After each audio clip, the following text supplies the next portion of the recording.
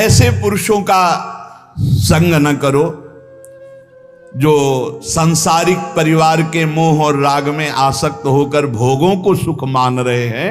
ऐसे लोगों का संग नहीं करना चाहिए, नहीं बहुत बड़ी हानि हो जाती है। ये हमने देखा है, विचरण के समय हमने इस बात को देखा है। कई ऐसे साधक बहुत सावधान, मतलब परिवारासक्त मोही पुरुषों का संग साधक के लिए जहर है। जिस संसार के राग को छोड़ करके तुम भगवान के मार्ग में आगे बढ़ना चाहते हो, चाहे गृहस्थ हो चाहे विरक्त हो, बहुत संभल करके सत्संग करो, बहुत संभल करके संग करो। यह ध्यान रखना है कि एक धागा भी यहां से नहीं जाएगा तुम्हारे साथ, कुछ भी साथ नहीं जाएगा।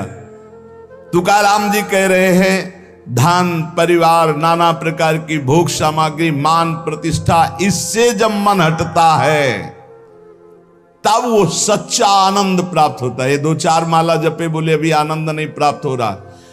धन की आकांक्षा, कामिनी की आकांक्षा, मान की आकांक्षा, इनका जब नाश हो जाता है भजन बल से, तब भगवदानंद की स्फूर्ति होती है। पर ये कुतर्की जन फिर भी उसका पिंड नहीं छोड़ते। कंचन कामिनी कीर्ति पर विजय प्राप्त किए हुए महापुरुष को भी कुतर्की जन उस समय भी उसका पिंड नहीं छोड़ते।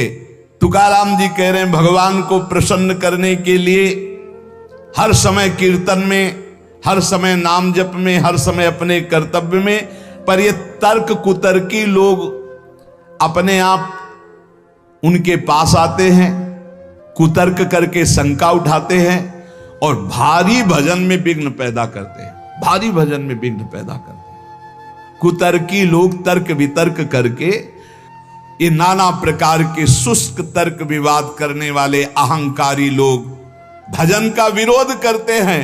अरे कैसा कैसा कष्ट। एक जगह तुकाराम जी महाराज कीर्तन में मस्त, तो एक कीर्तन में आया करते थे, उनके मित्र नास्तिक थे।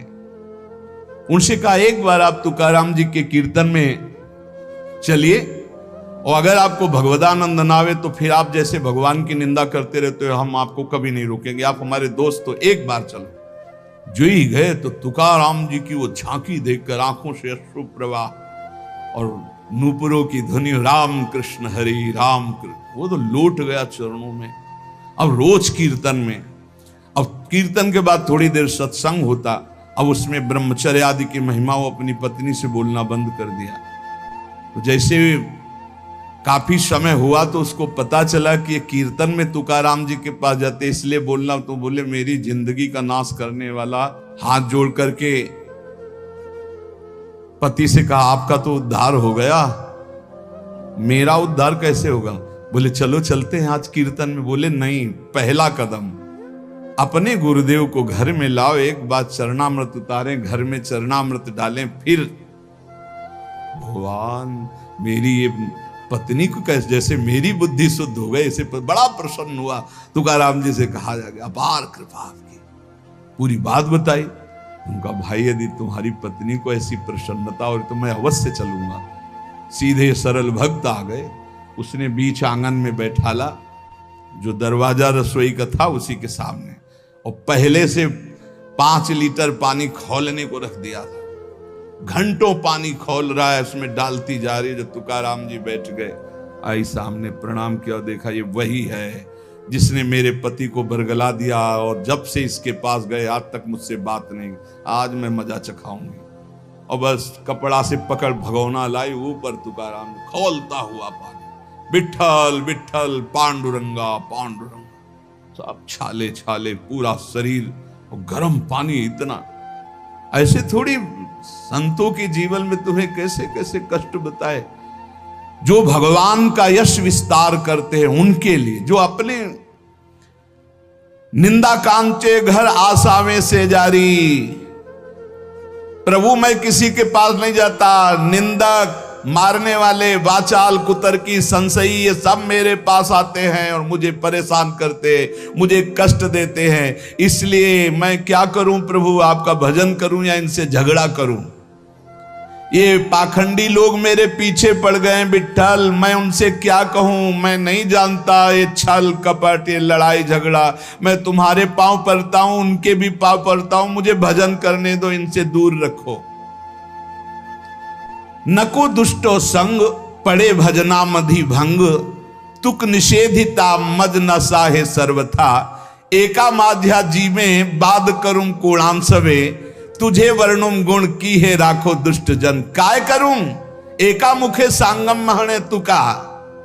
तुकाराम जी कह रहे हैं अगर दुष्ट पुरुष का संग दुष्ट करे तब तो निभ जाएगा, लेकिन दुष्ट का संग अगर साधु से करवाओगे तो भजन भंग हो जाएगा। नको दुष्ट संग पड़े भजना मदि भंग। प्रभु ये दुष्ट लोग मुझे नीचा दिखाना चाहते हैं, मुझे इस बात से कोई डर नहीं, पर मुझे सहा नहीं जाता जब ये भजन विरोधी बात करते हैं। मैं अपने को अकेला देख रहा हूं प्रभु, किस किस से वाद करूं। ये आपका गुण नहीं बखानते, ये दुष्ट जन आकर के आपकी अवहेलना करते। तुकाराम कहता है एक मुख है, किस किस को उत्तर दूं। इसलिए दुष्ट जनों का संग जब प्राप्त हो तो मौन ही सबसे उत्तम है, और भगवान को पुकारना, पुकार करके अलग रहना। और ये प्राप्त होगा जब आपका अच्छा भजन चलने लगेगा तो दुष्ट लोग पीछे लग जाएंगे। ये भगवान का ऐसा है। देखो जिसका भी उत्तम भजन हुआ उनके साथ ये घटना घटती है। उपासक को अनुपम आनंद की प्राप्ति एकांत लाभ से होती है, पर केवल एकांत में बैठे रहना एकांत लाभ नहीं है। एकांत लाभ का मतलब है समाधि।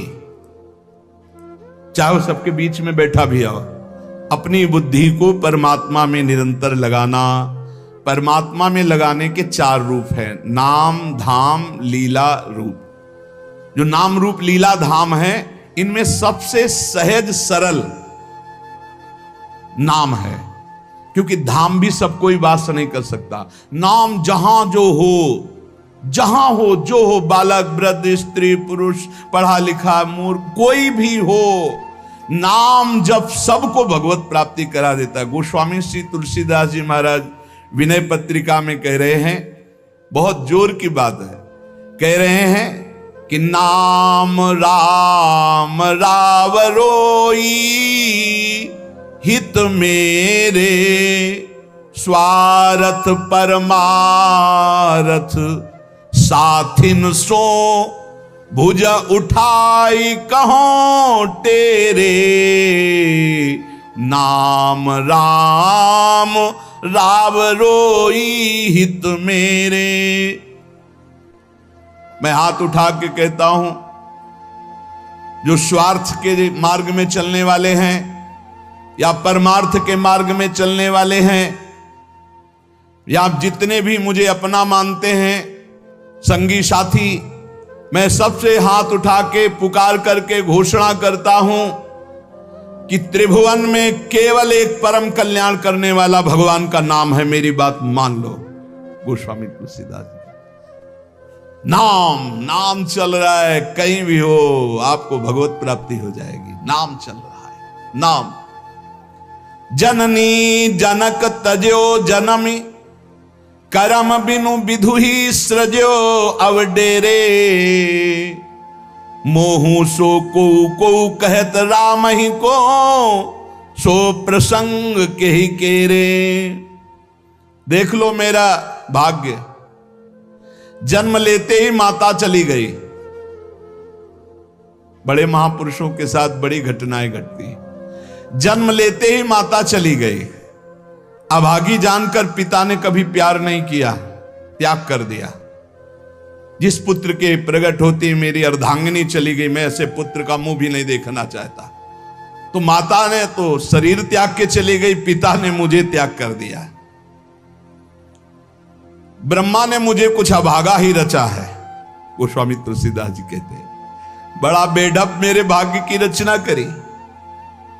जिसके दरवाजे में खड़े हो जाते टुकड़ा नहीं देता, भगा देता। जिस दासी ने पालन पोषण किया, कुछ दिन बाद वो भी पधार गई। सबको ये भ्रम हो गया कि तुलसीदास जी महाराज के लिए कि बड़ा भागा बालक है, जिसके दरवाजे पे खड़ा होगा कोई घटना घट जाएगी, कोई भोजन नहीं देगा। बोले ब्रह्मा ने कुछ भाग्य ही ऐसा रचा था। अब जो मुझे समझ में आया कि मेरा जो भाग्य बदला वो राम नाम से, राम राम राम। पकड़ो बात को, पकड़ो। अब तो कोई कोई कहता है कि तुलसी राम का है, अब अभाग्य मिट गया। बड़े बड़े बादशाह ताज उतार कर रखते हैं, जानते हुए सब क्यों हो रहा है? क्योंकि हमने राम नाम का आश्रय ले लिया। अब खूब राम राम राम राम जपता हूं, उसका परिणाम हुआ कि सब कोई सम्मान देता है, सब ताज उतार के रख रहे हैं, प्रणाम नमस्कार, दुनिया वाह वाह। क्यों? क्योंकि राम राम जपता हूं, राम का हूं, इसलिए। बात समझो। अगर पकड़ पाओ, कह रहे हाथ उठा के कह रहा हूं, जन्म से अभागा कहा गया, मां पधार गई, पिता त्याग दिया, संसार के लोग कहते अभागा है, लेकिन राम नाम का प्रताप ऐसा उदय हुआ। मोहू से को कहत राम ही को सो प्रसंग कह के रे। उसी नाम के बल से लोग अब कहने लगे तुलसी तो राम का है। फिर ओ ललाट बिनु नाम उदर लगी, दुखो दुखित मोहि हेरे। आहा, जब मैं राम नाम का आश्रय नहीं लिए था, तब पेट भरने के लिए द्वार द्वार पर ललचा कर भूख से व्याकुल होकर खड़ा होता। उस समय मेरी दशा मुझे याद है कि अगर दुख देखे तो दुखी हो जाए, ऐसी मेरी दशा थी। बालक अवस्था, भूख से व्याकुल, दूसरे के दरवाजे पे खड़ा और धक्का मार के लोग भगा देते, अभागी है। फिर ओ ललाट बिनु नाम उदर लगी, दुखो दुखित मोहि हेरे। अब बोले नाम प्रसाद लहत रसाल फल, अब हो बबूर बहेरे। नाम राम राव रोई हित मेरे। जब नाम जब शुरू हुआ तो नाम की कृपा से क्या हुआ कि बबूल और बहेड़े के जो वृक्ष थे, अब उनमें आम लग गया। मान लो मेरा जीवन बबूल का पेड़ था, बहेड़े का पेड़ अपवित्र माना जाता है, लेकिन उसमें आम लग सकता है, लेकिन लग गया क्योंकि मेरा जीवन ऐसा था। आज परमानंद की बाढ़ आ रही। बोले वे किसके बल से? बोले राम राम राम नाम के बल से आई। नाम प्रसाद लहत रसाल फल, रसाल माने आम का फल, अब हो बबूर बहेरे। पहले तो मैं कैसा था? बोले बबूल का पेड़, काटा ही उगेगा, दुख ही मिलेगा। और जब नाम का जप शुरू किया तो उसी बबूल में रसाल लग गया, आम का फल, अर्थात महान आनंद। साधत साधु लोक परलोक ही, सुनि गुनि जतन घनेरे। तुलसी के अवलंब नाम को, एक गांठ कई फेरे। नाम राम राव रोई हित मेरे। संत जनों ने, शास्त्रों ने जब कहा कि जीव के समस्त दुखों को मिटाने में समर्थ है नाम, बस उसके अनुसार हमने पकड़ लिया, नाम जप करना शुरू कर दिया। उनकी बात मान करके जब नाम जप किया तो लोक परलोक सब बन गया। हरिवंश महाप्रभु कहते यही परलोक सकल सुख पावत, मेरी सो भैया कृष्ण गुण संचु। इस लोक और परलोक में समस्त सुख आपका वर्ण कर लेंगे, मेरी बात मान लो, मेरी कसम है तुम्हें, तुम नाम जप शुरू कर दो। अगर दुख से निपटना चाहते हो, तभी लोग कहते हैं बाबा का हर प्रश्न का उत्तर नाम होता है। इसलिए नाम है कि एकमात्र समर्थ नाम है जो सारे पापों को मिटा दे। पापों से ही दुख मिलता है। ऐसा कोई पुण्य नहीं है जो इतना समर्थ हो कि हमारे जमा के जमा गोदाम पापों को नष्ट कर दे। वो नाम, नाम संकीर्तनम यस्य सर्व पाप नाश, समस्त पापों का नाश नाम से। लोक परलोक बनाना है तो संतों से सुना, शास्त्रों में सार बात पकड़ी, नाम कीर्तन नाम जप। अब तुलसी ने तो एक ही सहारा पकड़ लिया है, राम राम राम, एक ही अवलंबन। जैसे गांठ तो एक ही होती है, लपेटा उसमें 100 मार दिए जाए, ऐसे ही साफ शास्त्र हैं, मेन बात है, पॉइंट की बात है, नाम जप। यज्ञानाम जप यज्ञोष्मी, जितना नाम जप कर लोगे उतने ही सुखी हो जाओगे। बात को पकड़ लो। गोस्वामी तुलसीदास जी कहते हैं, तो श्री तुकाराम जी महाराज कहते हैं, संदेह मत करो, वही एकांतवास सफल है जो समाधि में है। समाधि कैसी है? नाम की समाधि, नाम का ध्यान, 2 अक्षर राधा, वही गूंज रहा है। अब समाधि में बैठे हो तो एकांत, एकांत में बैठे हो तो एकांत। और अगर नाम जप नहीं चल रहा तो श्री तुकाराम जी महाराज कह रहे हैं, केवल एकांत में बैठे रहना प्रमाद है। एकांत में समय व्यतीत पड़े हैं वो प्रमादी है। तो कहा ऐसे एकांतियों को, जैसे सांप भी तो बिल में रहता है, गुफा में चूहा भी रहता है, पीछे आपने चर्चा सुनी, क्या उनको भगवत प्राप्ति हो जाती है क्या? हाँ, नए साधक को चाहिए कि कुछ समय एकदम शांत, जैसे आप लोगों के पास कुटिया है, कमरा है, एकांत कमरे को अपना गुफा समझो, सेवा और वाणी पाठ आदि किए, कुछ समय तो एकांत मिलता ही है। उस समय बैठ करके मन को प्रभु के चिंतन में, कई बार हम कहते हैं कि आप कहाँ हो, हजारों बार यहां सत्संग में कहते हैं नाम चलाओ, अंतर्मुख। जब हम सेवा में लगे हैं तो नाम चिंतन चल रहा है, जब सेवा से विलग हैं तो एकदम समाधिस्थ हैं, एकदम आनंद, नाम चल रहा जी। ठाढ़े बैठे परे उताना, कबीर काहे हम राय ठिकाना। चिंतन ही हमारे जीवन का सार है, इतनी बात समझ लो। अगर आपका चिंतन नहीं चल रहा, हम कोई महत्व नहीं रखते, इन सब बाहरी बातों का महत्व नहीं रखते, ध्यान रखना। खास बात है आपका चिंतन क्या चल रहा है। हमारे हृदय को प्रसन्न करने वाली सबसे बड़ी सेवा है आपका चिंतन। अचानक दृष्टि आपके चेहरे में पहुंचे और आपकी नेत्र दिखाई दे रहे अंतर्मुखता में, एक हृदय में शीतलता आ जाती है, हाँ काम हो गया। अगर साधक ऐसे चलेगा तो बहुत जल्दी काम हो। मुख बरनत हरिवंश, चित्त नाम हरिवंश रति, मन सुमिरन हरिवंश, यह जो कृपा हरिवंश।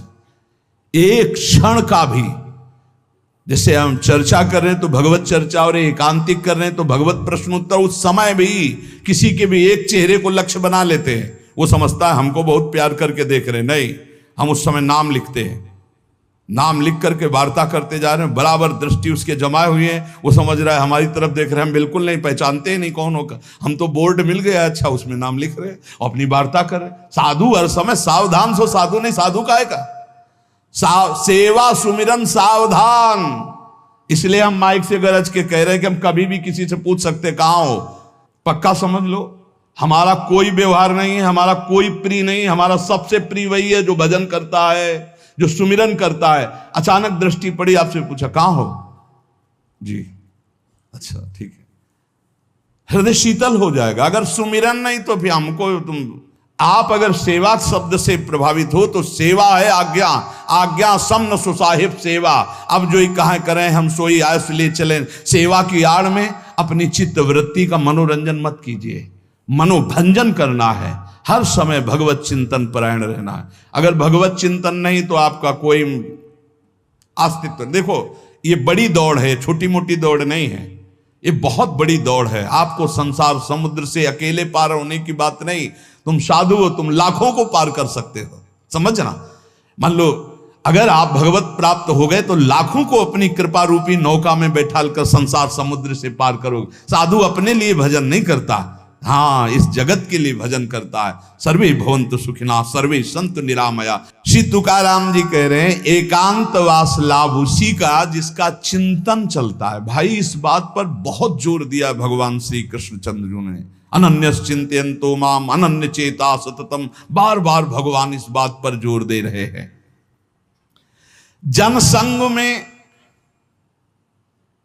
नाम चल रहा है तो आप एकांत हो, एकांत में नाम जब नहीं चल रहा तो आप प्रपंची हो। देख लो अंदर प्रपंच चल रहा होगा। जन संसर्ग से शून्य अर्थात भीड़ भाड़ में रति न होना, अर्तिर्जन संसदी, और एकांतिक भगवत चिंतन होना। हम एकांत को समझते कमरा में पड़े हैं तो हम एकांत हैं, हम ऐसा एकांत नहीं समझते। एकांत है कि हम प्रभु के चिंतन में हैं तो एकांत है, चाहे बाजार में खड़े हों। अगर प्रभु का चिंतन नहीं तो एकांत में कमरा में पड़े पड़े एकांत में कोई लाभ नहीं। एकांत में उसी का लाभ है जो एकदम समाधिस्थ तन्मय है, एकांत में समाज में सावधान होकर चेष्टाएं कर रहा है और नाम अंदर अंदर चल रहा है।